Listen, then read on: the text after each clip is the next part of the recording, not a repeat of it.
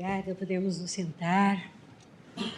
Declaro reaberta a sessão e dando continuidade ao julgamento das ações diretas de inconstitucionalidade 6.298, 6.299, 6.300 e 6.305.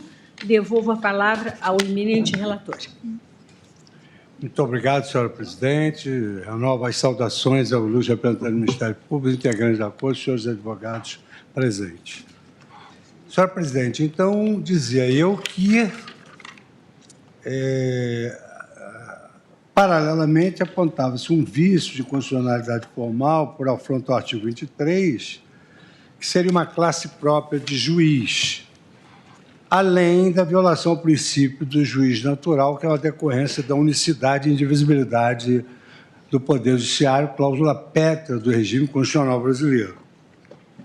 Por outro lado, também se reiterava a violação ao artigo 169, parágrafo 1º, porque não havia condições de dar execução à nova lei sem provocar aumento de despesas com a criação de cargos e órgãos do Poder Judiciário, além de aumento de gastos com deslocamento de juízes sem a devida previsão orçamentária.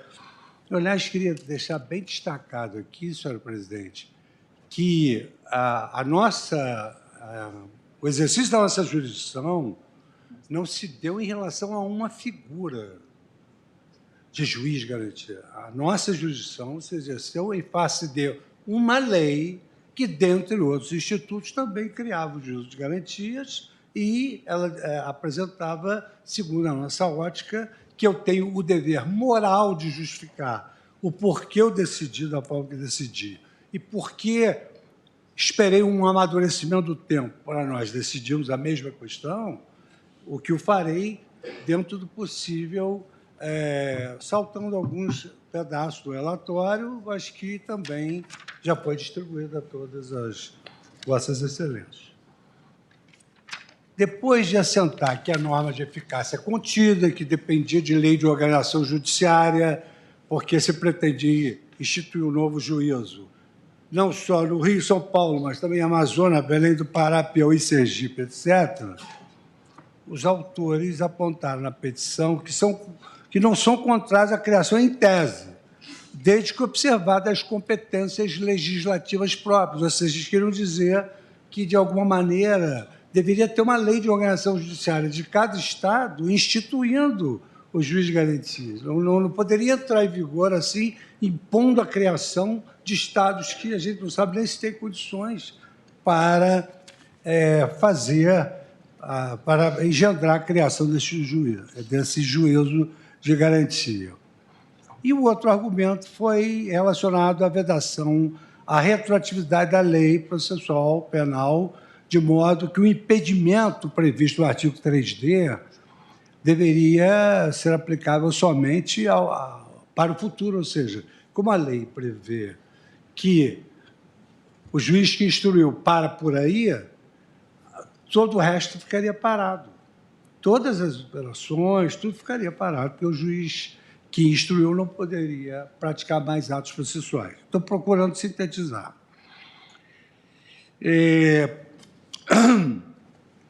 Alegaram violação ao artigo 92, porque, na verdade, o modelo adotado contemplava características típicas de juízos de instâncias distintas, uma vez criada uma nova instância dentro da primeira instância. Uma nova instância dentro da primeira instância. E, sobre o primo material, alegaram que o prazo de entrada em vigor de 30 dias era, digamos assim, uma manifestação patente de violação do princípio da proporcionalidade. E aí pediram a declaração de inconstitucionalidade desses artigos. Aí veio o pedido, quer para proclamar nulidade com redução de texto, quer para, alternativamente, sem redução de texto, eles conferiram uma interpretação conforme, no sentido de que eu construí norma de eficácia limitada e que depende da edição de outras leis de organização judiciária. Inclusive, chegam a pleitear subsidiariamente a constitucionalidade progressiva das normas, para que dê tempo de os tribunais se organizarem. Já na DI 6299, os partidos políticos Podemos e Cidadania, eles atacam os artigos 3A, 3F do CPP, juiz de garantias, e o artigo 157, parágrafo 5º, que cria esse impedimento do juiz sentenciante que conheceu da prova declarada inadmissível. Então, por exemplo, eles alegam que, se um juiz conheceu daquela prova, é promovido, ele não pode julgar aquele caso, porque ele tomou conhecimento de uma prova que foi declarada inadmissível. Agora, não se sabe se foi declarada inadmissível pelo juiz, pelo tribunal, pelo Supremo. Eles apontam violação do artigo 96.2 da Constituição Federal por se tratar de matéria relacionada à organização e divisão judiciárias. Isso esses partidos Podemos e Cidadania. E, sob o ângulo orçamentário, eles indicam afronta ao teto de gastos públicos, instituído pela emenda 95, em especial ao artigo 113, pois a lei aprovada deveria ter sido acompanhada de uma prévia estimativa do impacto orçamentário e financeiro. E aí defende a contrariedade ao princípio da proporcionalidade nas suas subdivisões de adequação, necessidade e proporcionalidade, considerando que a medida é incapaz de atingir as suas finalidades. Em segundo lugar, sob o ângulo da necessidade da estruturação do processo penal compartilhado entre um juiz da fase investigativa e outro da fase instrutória, pois a legislação já ostentava mecanismos suficientes para cobrir eventual parcialidade do juiz. Quer dizer, na essência, eles dizem o seguinte: contra os atos arbitrários do delegado, funciona o juiz de vara criminal. Contra os atos arbitrários do juiz criminal, funciona o Tribunal de Apelação. Contra os atos arbitrários do Tribunal de Apelação, funciona o STJ, se a matéria for infra, ou funciona o Supremo, se a matéria for constitucional. Então, na essência, o juiz de garantia seria... Nós já teríamos juiz de garantia para todas as instâncias. Eles também suscitam, em razão dessa possibilidade de repetição de provas, a violação, a duração razoável dos processos, porque elas são provas que o juiz que vai julgar precisa fazer prova também. E ele não tem acesso ao que foi feito, porque isso, segundo se alega, criaria um viés cognitivo, quer dizer, o juiz que colhe a prova fica contaminado, não pode decidir. Muito embora nós sempre entendíamos que, pelo princípio da identidade física do juiz, o juiz era o destinatário da prova e ele, através da prova, ele colhia os seus elementos de convicção. Estou resumindo aqui o que disseram. Apontam afronta ao Pacto Federativo porque as alterações não são meramente processuais, mas revestidas de caráter eminentemente estrutural e que compromete a organização judiciária dos entes federados brasileiros. Ao final, requereu, então, a procedência da ação. E, subsidiariamente, eles admitem uma interpretação conforme para garantir um espaço minimamente razoável para que se possa ver a possibilidade de adaptação e aqueles tribunais que podem se adaptar quanto tempo precisam. Eu devo dizer a Vossa Excelência que, quando eu recebi distribuídas as leis, e eu vou mencionar aqui as datas que eu conversei com o então presidente Toffoli, porque eu assumi a presidência, nós dividimos o plantão e eu já era o relator das ADIs, eu preciso reiterar a minha responsabilidade e o porquê que eu tive de, naquele momento, deferir a liminar e porquê que o processo está vindo a julgamento agora. Quanto à DI 6.300, o Diretório Nacional do PSL questiona os mesmos dispositivos do juiz de garantias. Defende a inconstitucionalidade parcial dos dispositivos, alegando que a nova legislação criou um órgão jurisdicional novo, o qual passa a ter competência exclusiva de atuar numa fase do processo em violação à competência jurisdicional, inclusive com a criação de um núcleo alhures, por exemplo. Se o juiz, eu vou falar de uma cidade do seu estado. Se o juiz de Carazinho for o juiz de garantia de Condor, como é que vai levar o processo para lá? Aí leva, ele faz a garantia e volta. Então, eles alegam que isso aí violaria o fórum delite comício, ou seja, o foro do lugar da infração. A parte autora sublinha ainda a ausência de estudo prévio de impacto econômico e orçamentário que constituiria afronta ao artigo 99, parágrafo 5º da Constituição, argumentando que o Constituinte vedou, durante a execução orçamentária do exercício, a realização de despesas ou a assunção de obrigações que extrapolam os limites estabelecidos na Lei de Diretrizes Orçamentárias. Além disso, apontou a ofensa ao princípio da isonomia e a simetria constitucional, na medida em que as modificações não se aplicam a autoridades públicas detentoras de prerrogativa de foro e aos julgamentos realizados pelos tribunais. Quer dizer, nós temos ações originárias penais. O relator é o juiz da instrução. Como faríamos aqui? A primeira turma seria juiz de garantia da segunda, a segunda da primeira? Repiso os argumentos sinteticamente. Sustenta ainda que haver risco de incremento da impunidade, em razão da maior possibilidade de prescrição de milhões de processos, na contramão dos anseios da sociedade, por força dessa duração irrazoável que levaria a esses dois juízos na tramitação do processo, ainda em primeiro grau. E quanto a vacácio legis, também impugnou, alegando tempo minimamente razoável. Na DI 6305, aí já é uma outra entidade, a Associação Nacional dos Membros do Ministério Público, a CONAMP. Ela impugnou os seguintes dispositivos: 3A, 3B, 3D, 28, 28A, que aparece agora pela primeira vez, inciso 3º e 4º, parágrafo 5º, 5º, 7º e 8º, e o parágrafo 4º do artigo 310.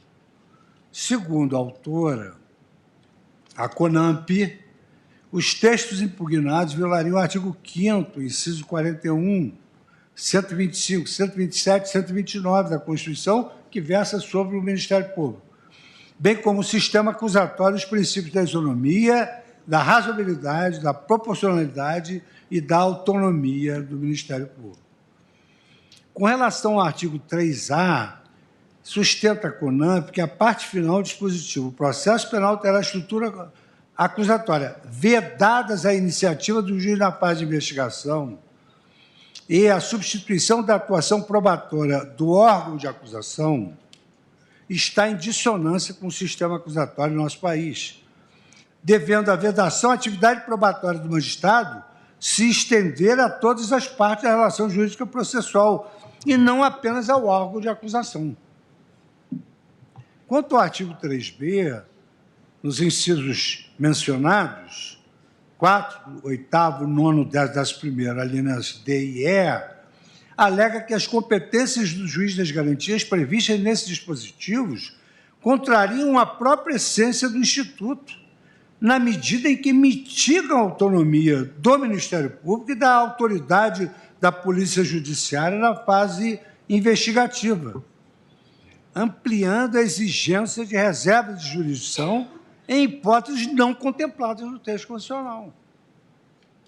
Ou seja, o Ministério Público goza de uma autonomia e uma independência na Constituição que a lei veio a retirar, submetendo a alguns requisitos prévios, algumas condições, o que, segundo a CONAMP, prejudica a rigidez do microsistema do princípio acusatório e representa uma afronta ao princípio do juiz natural, imparcial, e ao princípio da inércia da jurisdição decorrente do artigo 5º, 53 da Constituição Federal de 88.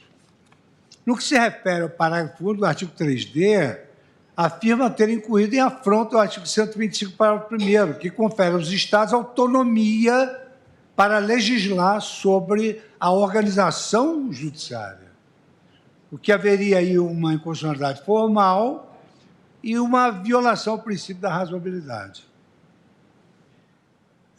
Alega algo que sempre foi a minha preocupação, talvez a preocupação mais essencial na hora do deferimento da liminar, ser impossível implementar essas disposições contidas em todos os artigos, máximo nos artigos 28, 29A, inciso 3 e 4, e parágrafos 5º, 7º e 8º, no prazo de 30 dias, estabelecido para a entrada em vigor das normas. Máximo aqueles que imaginam que a norma seja processual, porque a lei processual entra em vigor imediatamente. Só que aqui há versões de que a lei ou é processual ou é lei de organização judiciária, e nós respeitamos todas as opiniões em contrário. E, com isso, violaria o princípio da razoabilidade e feriria a autonomia do Ministério Público na sua gestão administrativa e financeira.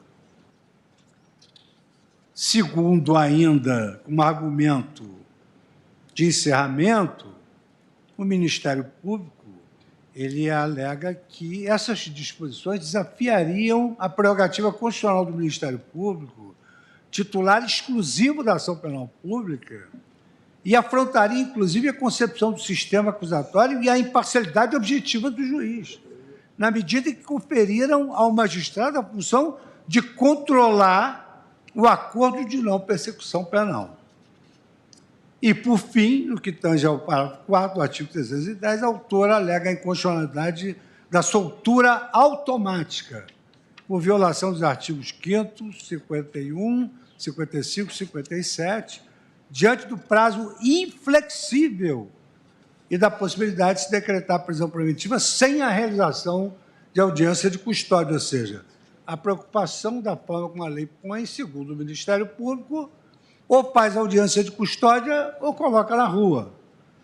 E citam, por exemplo, cidades de alhures, como na Amazônia, que há tráfico de drogas, para instruir aquele processo já é difícil, para realizar audiência de custódia leva 4 dias de barco, e que isso poderia, eventualmente, levar, então, a essa soltura automática. E sede cautelar, então, eles suscitaram fumus boniuris, porque nós estamos aqui, na verdade, eu já estou trazendo tudo, mas, na verdade, o que se pretendia era o referendo da medida cautelar. Mas eu acho que nós estamos com material mais do que suficiente para julgar a causa, não só referendar a medida cautelar.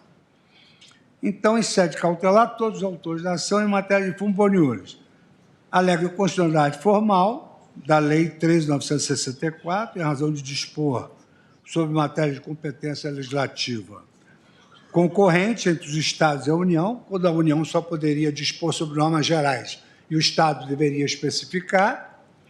A inconstitucionalidade formal em face do vício de iniciativa, que era a competência do Poder Judiciário. A inconstitucionalidade formal em razão da instituição de juiz de garantia por meio de lei ordinária. A inconstitucionalidade material em razão da violação ao princípio do juiz natural, da isonomia, da duração razoável dos processos, da regra da autonomia financeira e administrativa do Poder Judiciário, artigos 99 da Constituição e o artigo 5º, com seus incisos que eu já li. Inconstitucionalidade material em razão da ausência de prévia dotação orçamentária para a implementação dessas alterações organizacionais acarretadas pela lei, nos termos do artigo 169, parágrafo 1º, bem como da violação do novo regime fiscal da União, instituído pela Emenda Constitucional 95, artigo 104 do ADCT e do mandamento do artigo 103 do ADCT.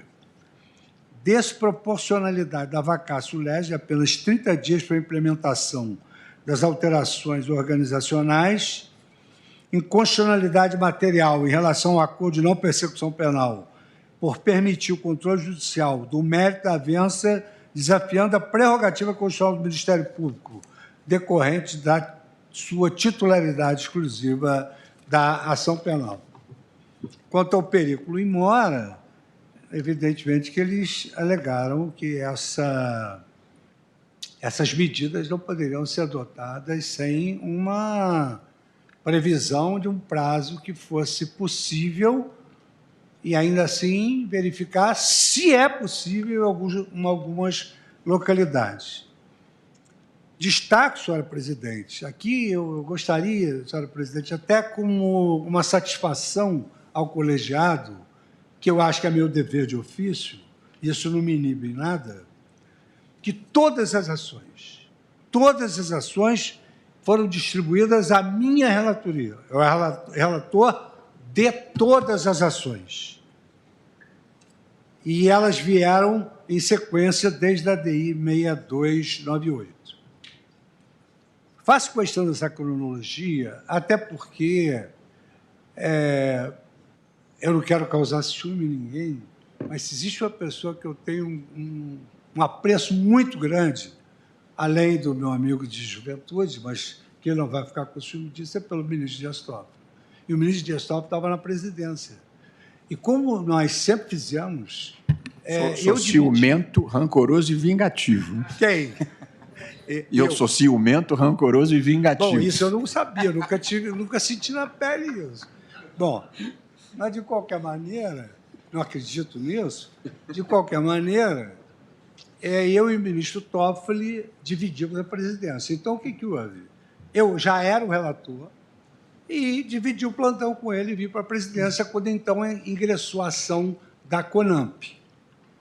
Aqui, não estou dizendo nada que não aconteceu. Como a ação foi distribuída e nós dividimos o plantão, antes do dia 19, eu estava... Até o dia 17, 18, eu estava viajando. Dia 19, eu entraria em exercício e a ação entraria, e a lei entraria em vigor dia 23. O que fiz eu? Liguei para esse querido amigo, ministro Dias Toffoli, e falei com ele. Presidente, amigo Toffoli, as ações foram distribuídas a mim. Eu conheço os problemas da magistratura, que eu estou há mais de 45 anos na magistratura.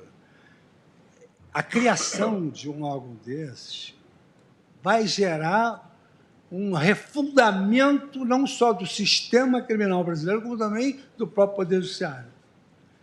Quando então, e eu vou provar porque está escrito, quando então ele me autorizou a uma reanálise dessa liminar, levando em consideração essas preocupações que eu tinha de como os tribunais implementariam isso. Por isso que eu digo para Vossa Excelência, nós estamos julgando uma lei, estamos julgando um instituto, estamos julgando uma lei que veio para entrar em vigor em 30 dias, trazendo essa modificação.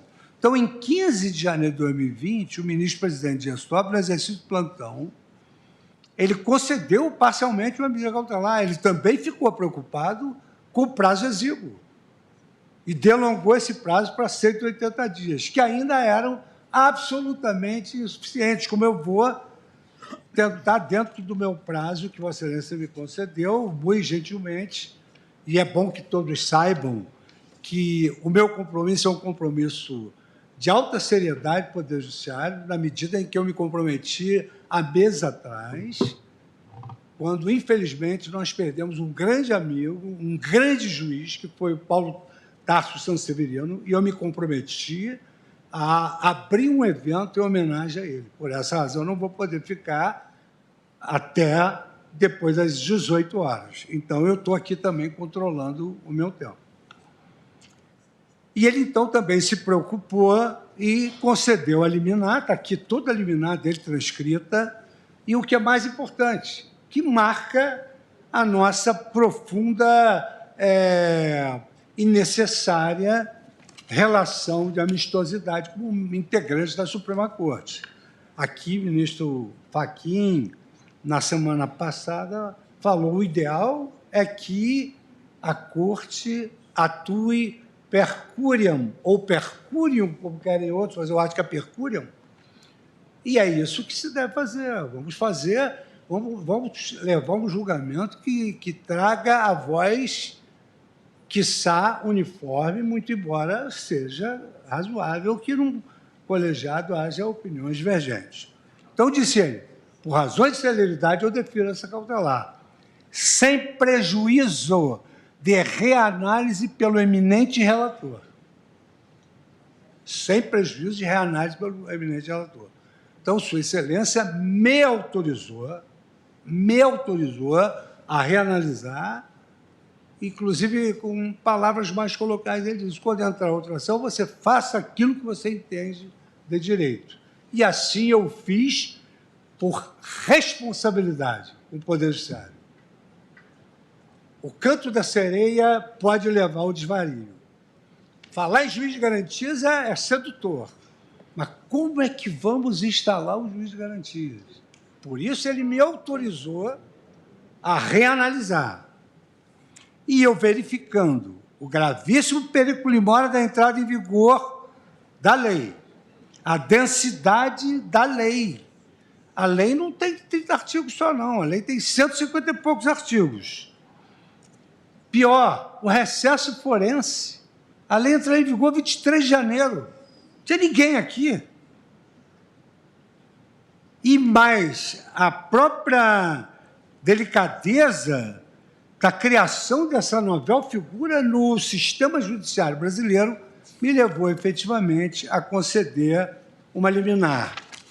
Eu, então, determinei a suspensão da eficácia da implantação do juiz das garantias, a alteração do juiz sentenciante que conheceu da prova inadmissível. Eu depois vou dar as razões pelas quais cada deferimento desse foi fundamentado, a alteração do procedimento do arquivamento do inquérito policial, da liberação da prisão pela não realização da audiência de custódia no prazo de 24 horas, levando em consideração o tamanho do território nacional, e destaquei na ocasião, no artigo 10, parágrafo 2º, da Lei 9868, que a concessão da medida cautelar não interferiria nem suspenderia os inquéritos dos processos em curso na data. Por quê?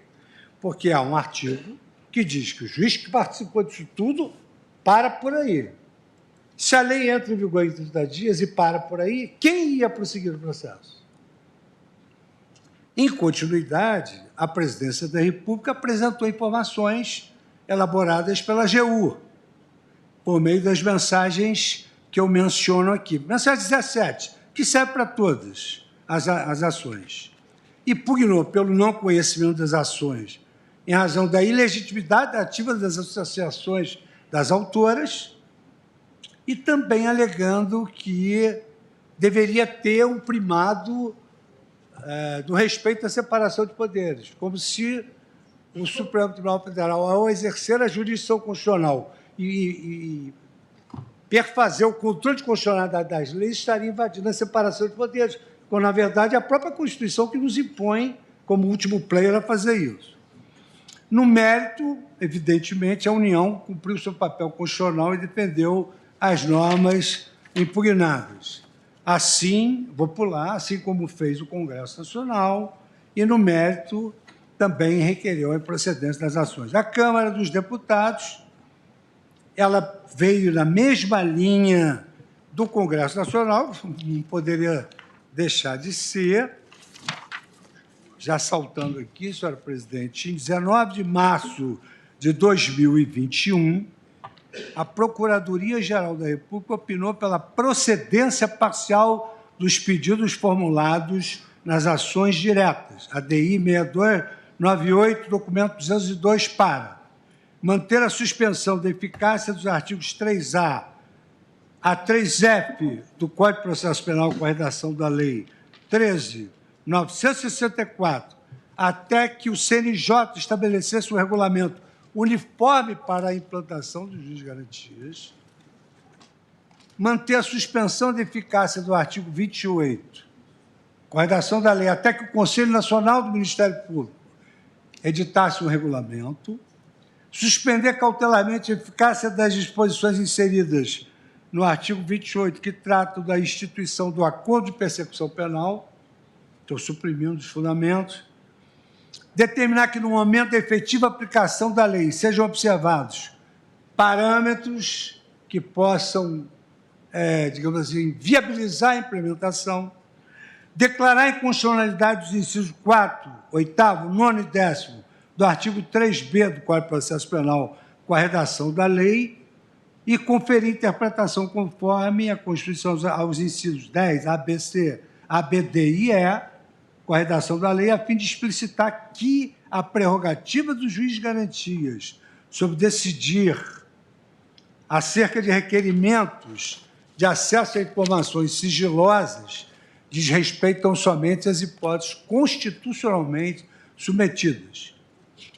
Requereu a declaração da inconstitucionalidade da expressão pelo juízo da execução constante do artigo 28, a declaração de inconstitucionalidade do artigo 157, parágrafo 5º, com a nova redação, por afrontar os princípios da segurança jurídica e conferir interpretação conforme ao artigo 310, parágrafo 4º, para assentar a autoridade, que a autoridade competente de que trata o dispositivo vai ser apenas a autoridade judicial e que as consequências nela prevista ilegalidade e relaxamento de prisão não incidem de forma automática.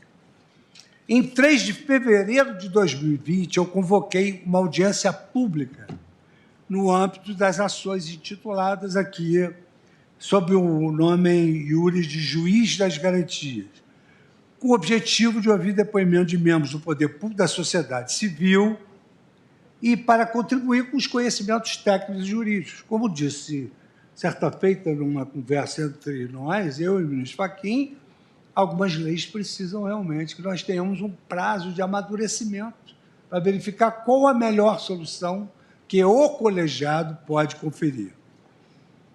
No entanto, e isso é fato público e notório, em decorrência da pandemia da Covid-19 e do disposto da resolução 663, que proibiu a entrada, daí eu ter comentado com Vossa Excelência que há um retrato no museu e que eu converso com o computador, que é a inauguração de uma nova era do Supremo, que o plenário era por via digital, eu como presidente aqui, e os senhores no vídeo. O evento não pôde ser realizado. Nessa audiência pública, ela acabou sendo realizada em 25 e 26 de 10 de 2021. E ela contou, excelentíssima senhora presidente e senhores ministros e advogados e membros do Ministério Público, ela contou com nada mais, nada menos do que 67 expositores. E eu nomino aqui os expositores. Eu até faria essa homenagem de nominar os expositores, mas, efetivamente, não há a menor possibilidade. As transcrições, entretanto, de todas as manifestações, elas foram juntadas aos autos na ADI 6298, consubstanciando 401 páginas que consolidam a apresentação e debates ocorridos ao longo das diversas horas de audiência. Diversas horas de audiência em outubro de 2021. Durante a tramitação dos feitos, foram admitidos no processo vários amici curiae que queriam se pronunciar sobre esse novo sistema criminal, sobre essa refundação do sistema acusatório, do processo penal, do Poder Judiciário. Eu também aqui faço justiça a todos os amici curiae que pediram ingresso, eu não tenho condições de ler o nome de todos, muito embora esteja consagrado no meu relatório.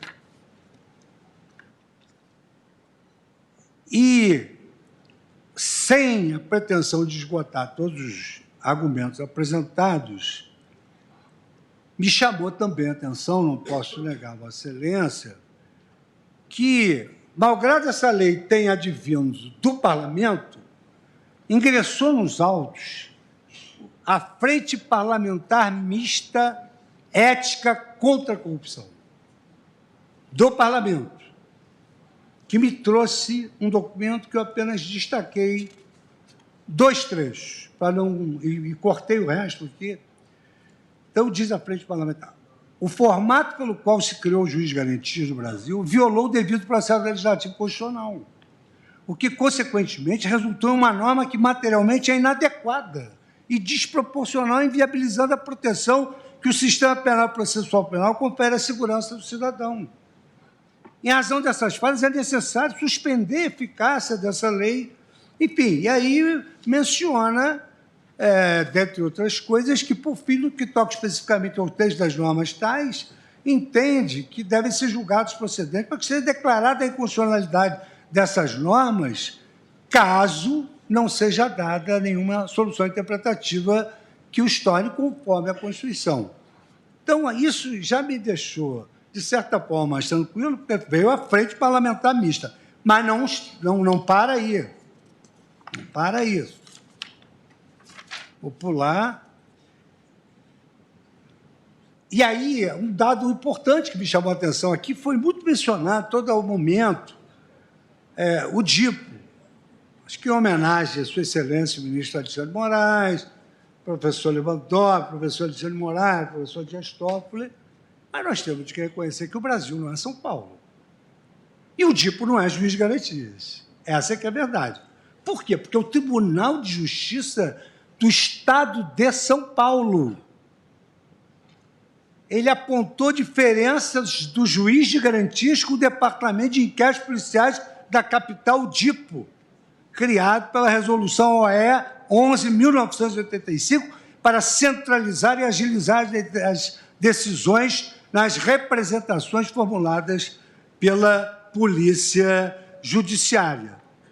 Eu vou destacar só 2 trechos que eu me impressionei, já que o DIPO, claro, não é de impressionar que São Paulo esteja à frente. Isso é fato notório. São Paulo realmente toma muitas iniciativas em vários segmentos. Mas o Tribunal de São Paulo, que criou a DIPO, disse o seguinte: desde o início do procedimento investigativo, há uma vara criminal vinculada ao expediente, sem qualquer impedimento, que na lei traz, dos magistrados que atuaram na primeira fase da persecução penal, o que facilita as substituições e não compromete eventuais promoções e remoções. Dizendo o seguinte: o juiz que trabalhou no DIPO, ele pode ser promovido por uma vara criminal. De acordo com o Tribunal de São Paulo, essas diferenças materiais optam a imediata implantação do juiz de garantias, por demandar uma reorganização judiciária do Estado de São Paulo com reflexos orçamentários. Se assim não bastasse, senhora presidente, isso eu faço questão e trouxe. Isto é público. No dia 17 de novembro de 2021, a Secretaria de Comunicação do Supremo Tribunal Federal divulgou a seguinte nota à imprensa, que foi reproduzida em alguns veículos da mídia profissional. Em audiência, nesta quarta-feira, 17 de novembro de 2021, os deputados federais João Campos, republicano de Goiás, e Cezinha de Madureira, PSD São Paulo, explicaram ao presidente do Supremo Tribunal Federal, o ministro Luiz Fux, as discussões que o Poder Legislativo tem realizado sobre o Código de Processo Penal e o prazo de implantação do juiz de garantias pelo Judiciário. E o que me foi dito pelo deputado João Campos? Se os senhores tiverem muita pressa e não puderem aguardar o Código de Processo Penal, nós vamos trabalhar um projeto de lei separado. Em virtude das discussões avançadas dos referidos projetos de lei, cuja aplicação repercutia sobremaneira no julgamento das ADIs 6298, 6299, 6300 e 6305, eu retirei, já estava na pauta, eu tinha posto na pauta, eu retirei as ações de pauta para que o Congresso amadurecesse o debate do tema.